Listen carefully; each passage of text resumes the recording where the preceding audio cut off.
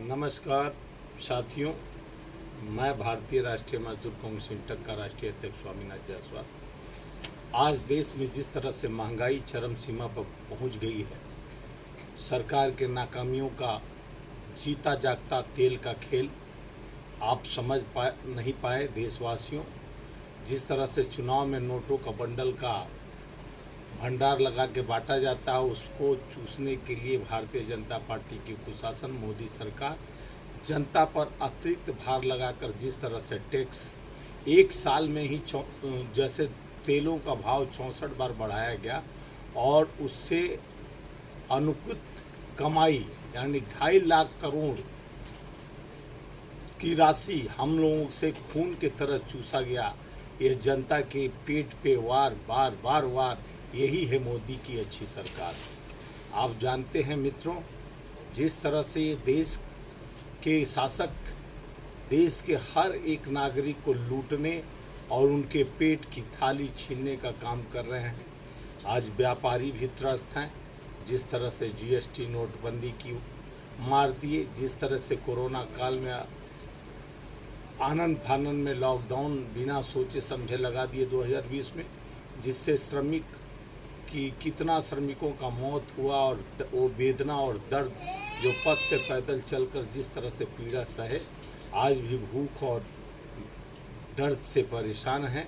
न श्रमिकों को काम है। उसी तरह किसान के 3 काले कानून लाकर जिस तरह से किसान को मजबूर किया गया, किसानों के लिए कोई हित और रास्ता नहीं निकालने।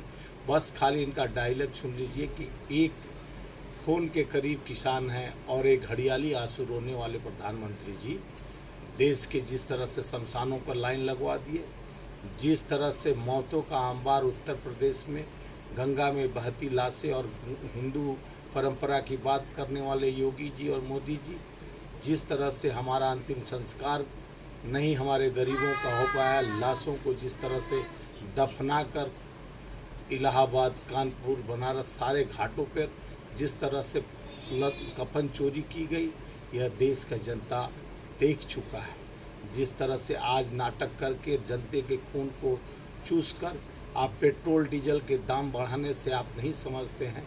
आज सरसों का तेल 240 रुपया लीटर हो गया।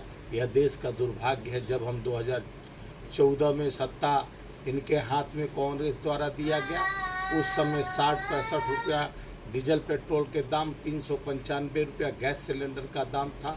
आज 819 रुपया और 100 के पार पेट्रोल हो गया, डीजल 90 के पार हो गया। यह देश की दुर्दशा का जीते जागता अच्छे दिन का यही सबक है। लेकिन जनता को कमाने का सोर्स ऑफ इनकम का और रास्ता बंद हो गया। कोरोना जैसी महामारी से प्रताड़ित होकर लोग खाने और दाने के लिए परेशान हैं।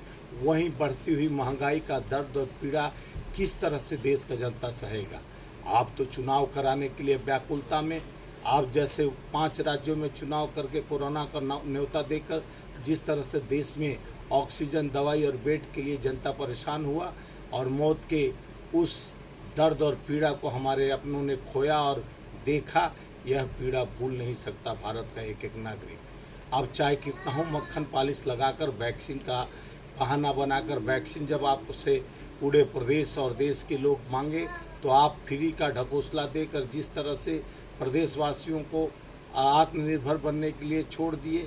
एक ही वैक्सीन का कई रेट लगवाने के लिए जब सुप्रीम कोर्ट का फटकार कई बार पड़ने के बाद भी आपके आंख से काले पट्टी नहीं हट पाए।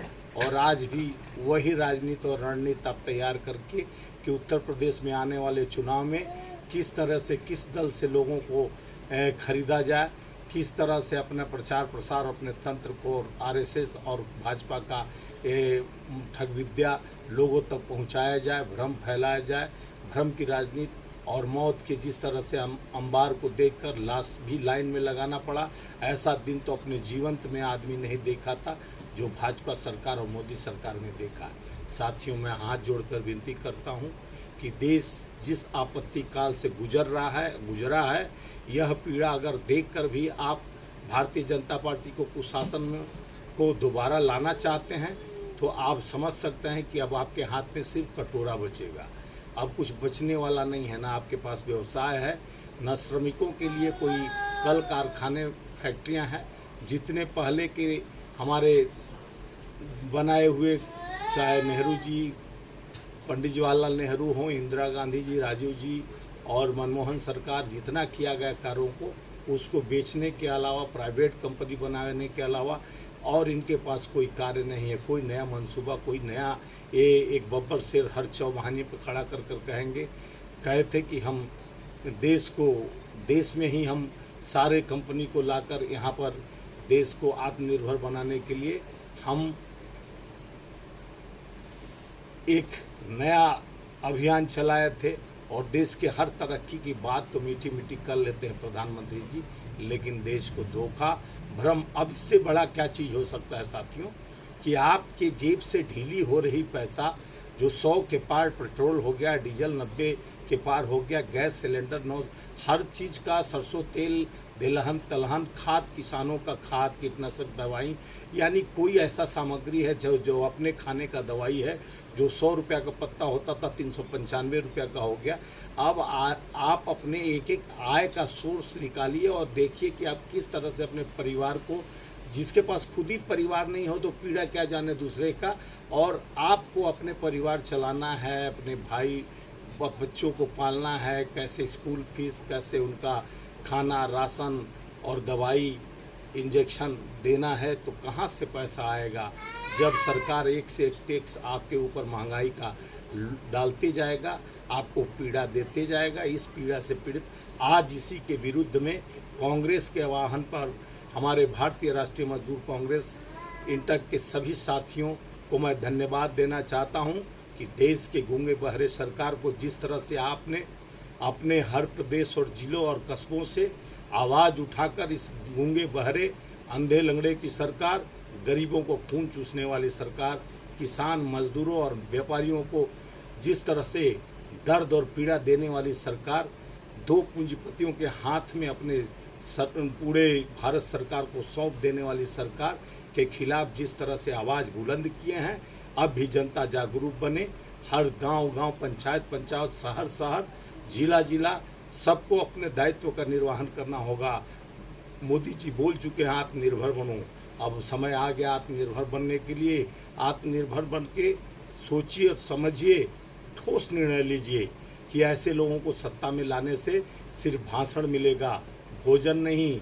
आपके ताकत को कमज़ोर कर आपके घर गृहस्थी को भी आपको बेचना पड़ेगा। आप रोड पे आ जाएंगे, आपके हाथ में सिर्फ कटोरा रहेगा। हर घर कटोरा, हर हाथ कटोरा, यही मोदी जी का नारा होगा, क्योंकि अब उसके सिवा कुछ नहीं बचने वाला है साथियों। अब समय है, अभी से सचेत हो जाइए, सतर्क हो जाइए। जैसे ऐड आता है, जागो ग्राहक जागो, अब जागो वोटर जागो, जागो देशवासी जागो। अगर देश को बचाना है तो मोदी मुक्त, योगी मुक्त भारत करिए। जय हिंद, जय भारत, जय किसान, जय मजदूर, जय हिंद।